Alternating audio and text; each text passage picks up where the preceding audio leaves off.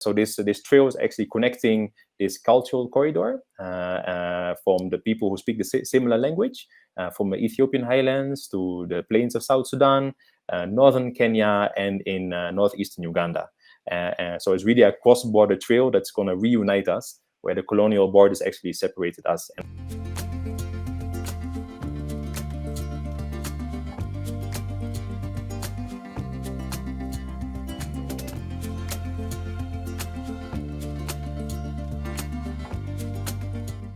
Yes, my name's Theo Vos. That are my European names. I also have names here in Uganda called Modo Joshua for my grandfather.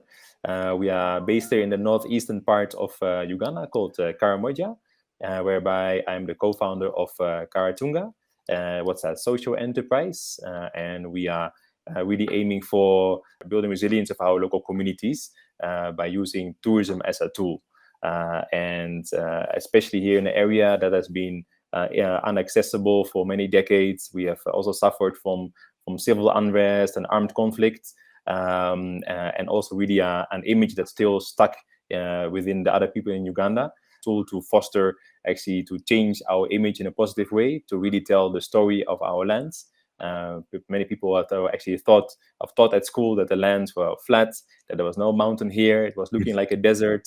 And but each time a tourist will come here, they will go back with a positive story, and that's also what motivated us as Karatunga to be like, wow, I think the tourism is really a powerful tool to, on one side, tell the true story, but on the other side also create opportunities for our communities, and not only for the ones who are educated, who have a master's and a bachelor degree. It's really inclusive. It's for everybody: a women, man, elderly. Are you uneducated? You can all participate in this community tourism, and that's something that really motivated us from the beginning. That this is something we should really push for in the region, especially where other livelihoods are really difficult and sometimes not sustainable. So that's a bit of a background of Karatunga. So we are really here to bridge between the local communities and also people who are seeking for this off the beaten path adventures in the world, and looking for a rich cultural experience,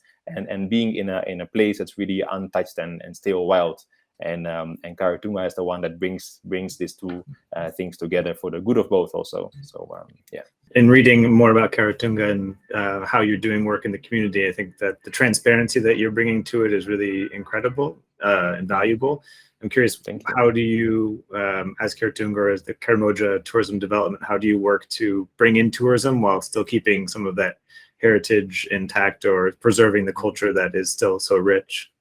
Yeah, it's a very good question, and something we are actually battling with every day, to be honest. Because on one side we have accountability to our own people because we are from here.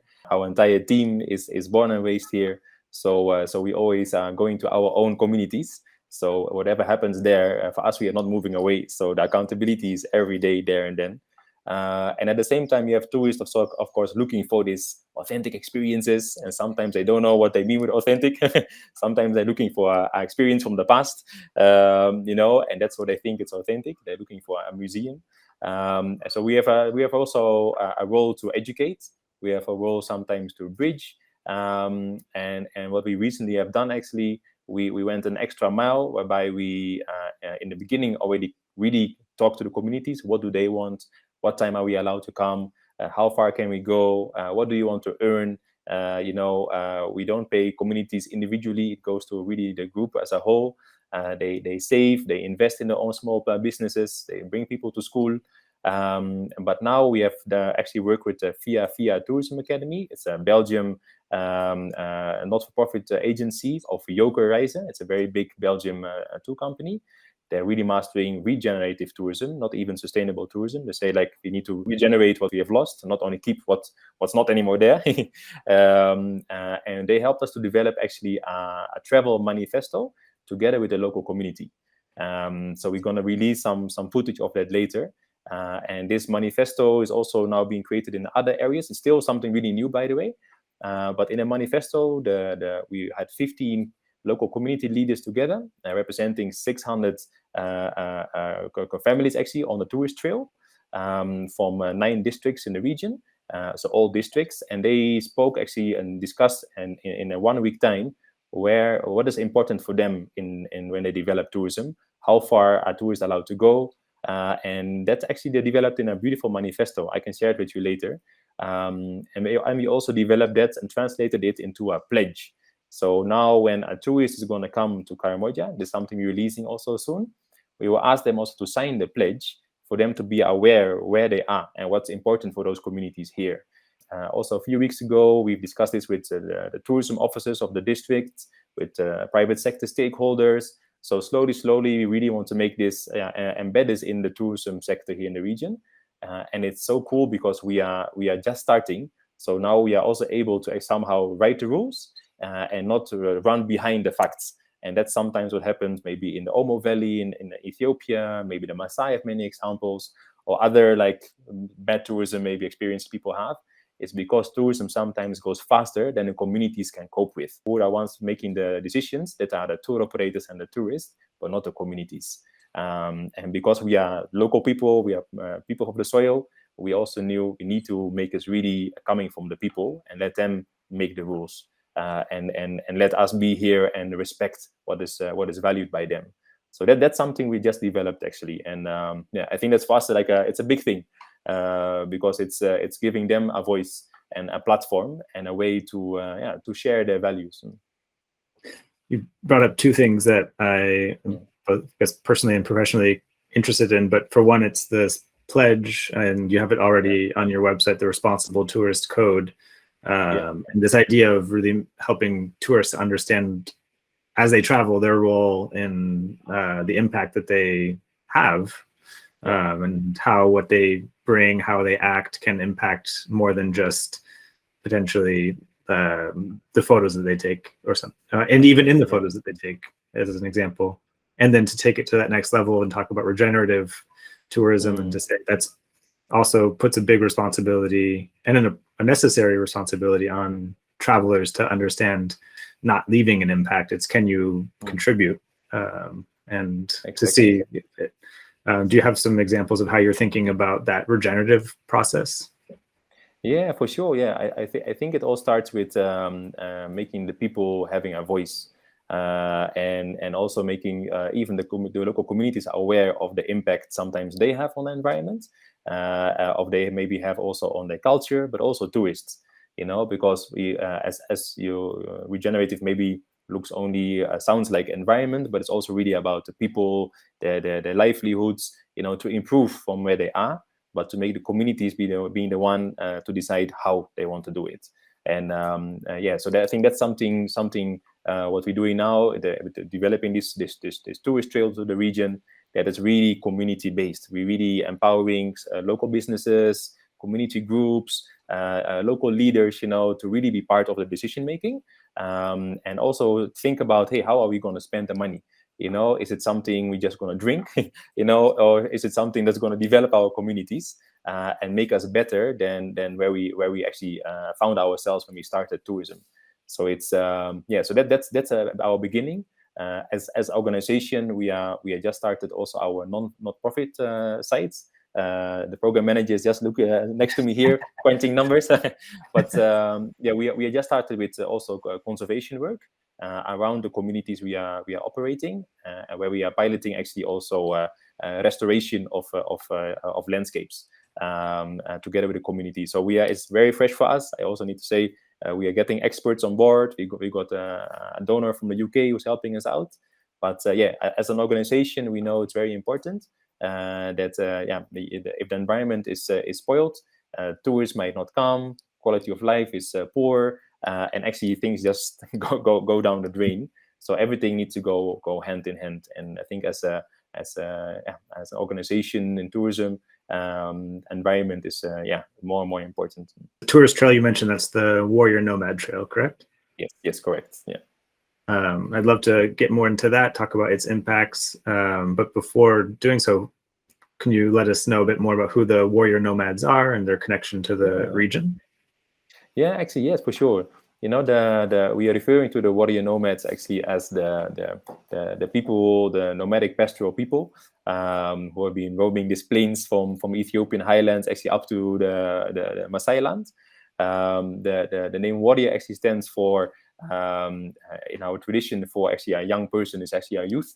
The younger men in this case, who are still getting skills and knowledge, to actually become an elder. So it's actually, and that's actually what we also have developed the Warrior Nomad Trail around this aspect. Like nowadays and in the past, people thought the warrior sometimes was somebody who has a gun, who was fighting, who was stealing cows and causing problems. But actually, you want to go back to before these incidents happen and say, no, a warrior is somebody who's actually still gaining skills to sustain its family, but also to reach a level it can also share knowledge with others and become an elder. So this trail is actually connecting this cultural corridor from the people who speak the similar language, from the Ethiopian highlands to the plains of South Sudan, northern Kenya, and in northeastern Uganda.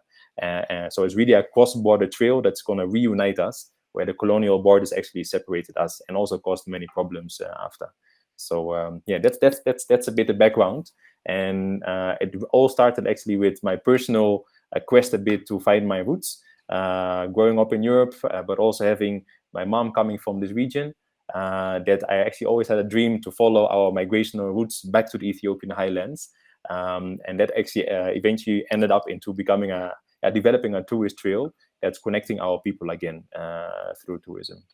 And in doing that, in connecting regions that are right now separated by borders in 4 countries, I guess, how is that process going? How does it work as far as are you communicating with tourism offices, destination management companies, other tour companies? How does that all come together?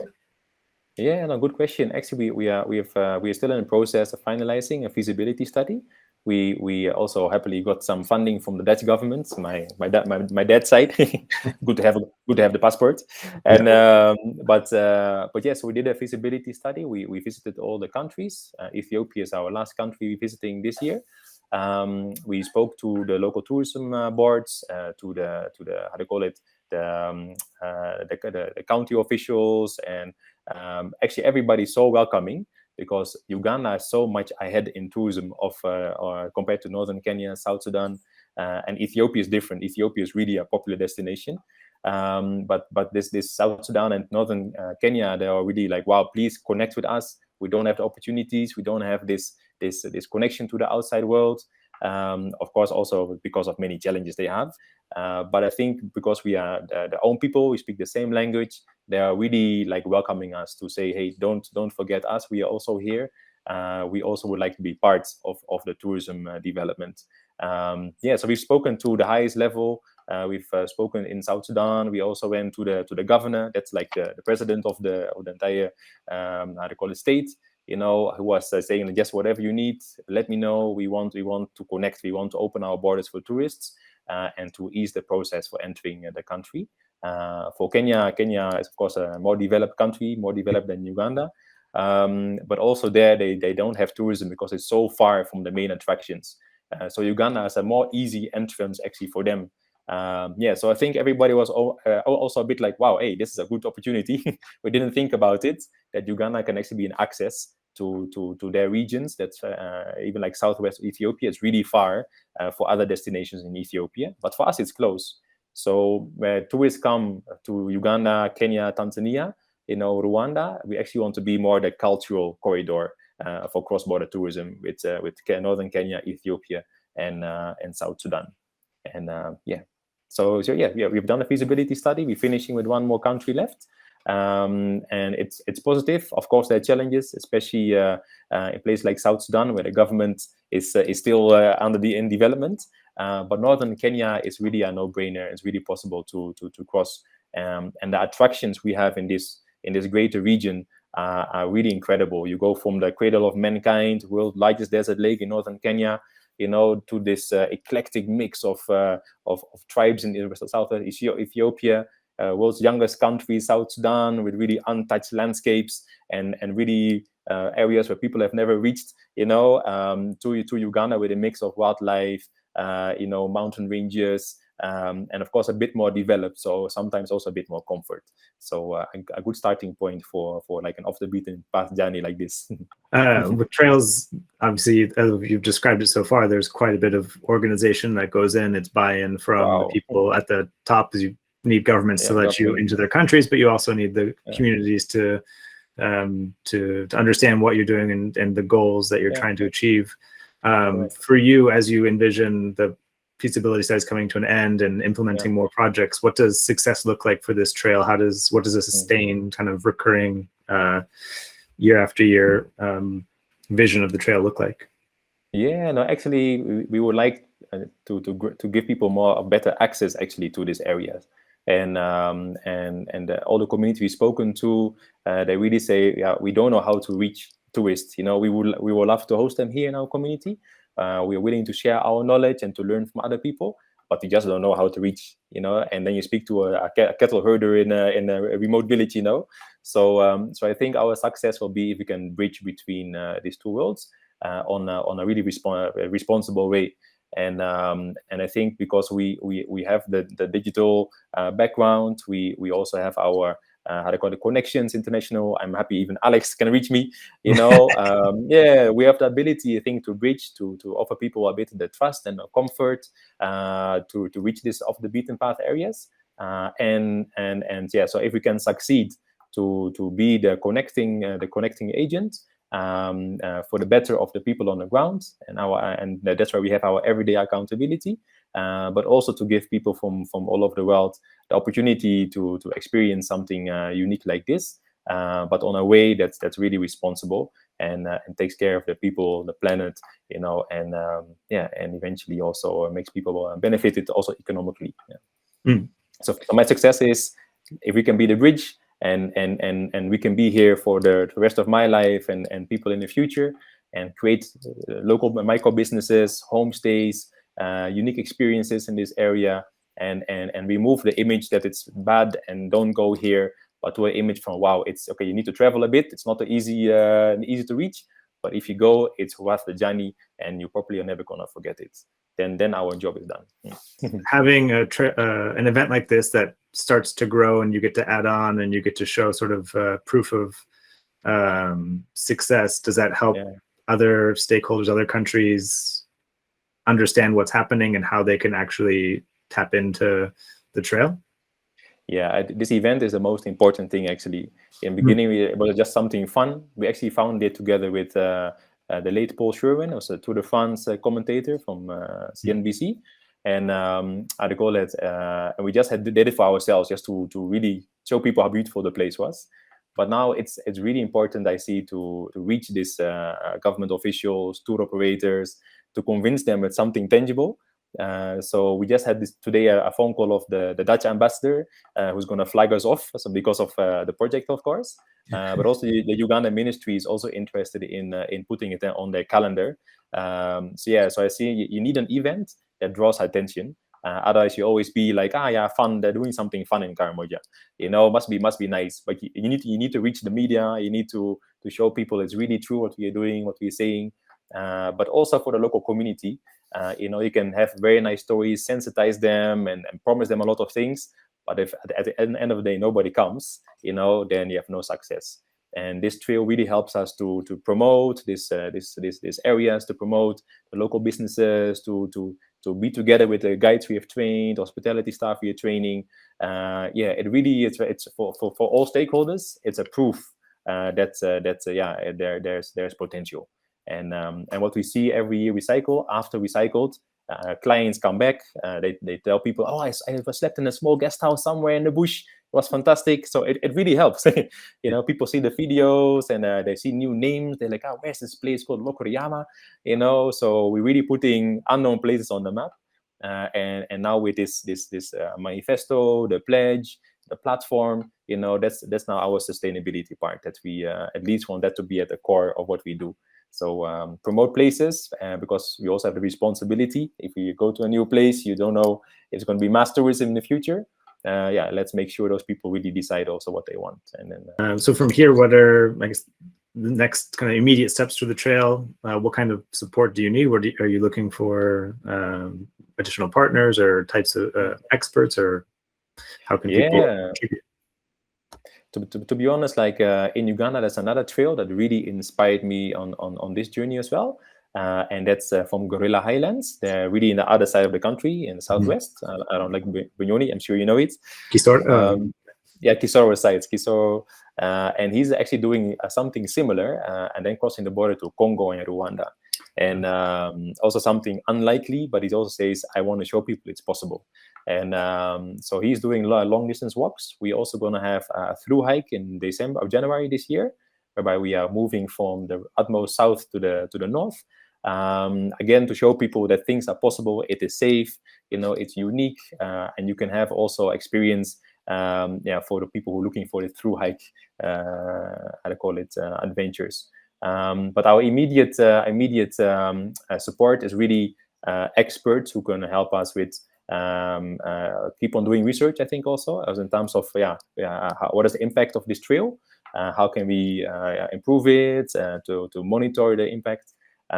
Secondly, also we're looking at a way of doing more research in our flora, fauna, like to get more, maybe there's some hidden secrets here that we're not aware of that can really attract maybe a special niche of people.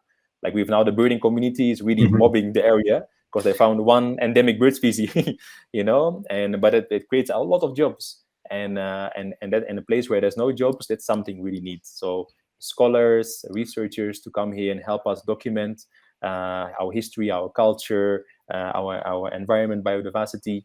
And at the end of the day, we just need, of course, tourists, who are looking for these adventures. So telling people about the trail, doing the trail yourself, Alex, would be awesome.